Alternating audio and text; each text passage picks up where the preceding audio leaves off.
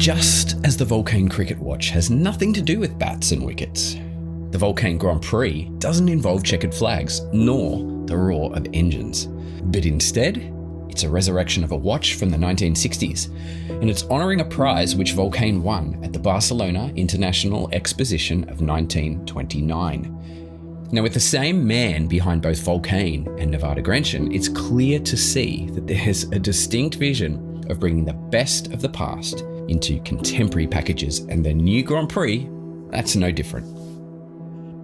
The Grand Prix is incredibly typical of 1960s design, occupying that vague space between sporty and dressy, which you'd have to label as, I guess, smart casual. The case, which has been upsized to 39mm for modern tastes, is fitted with rather petite lugs with fast, swooping angles.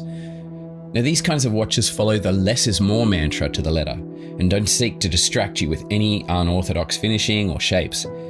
It's entirely polished to echo the dial's sense of class, and the 50 meters of water resistance is fine for a watch which is definitely more suited to a cocktail bar than a beach.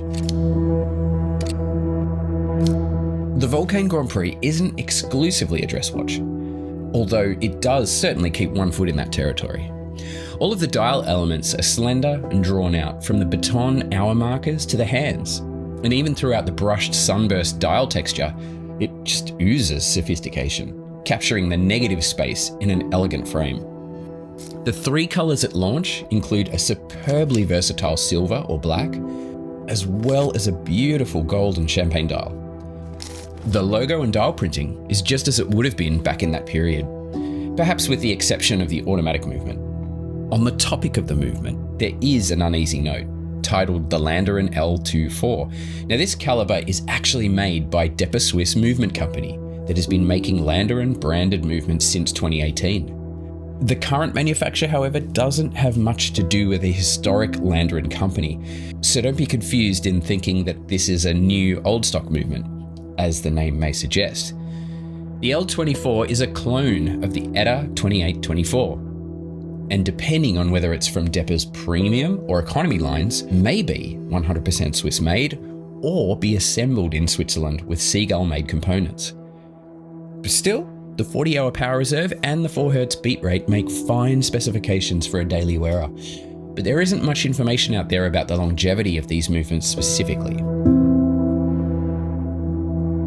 Vulcain offer the Grand Prix on a fairly wide variety of straps, including calf leather, alligator and rubber.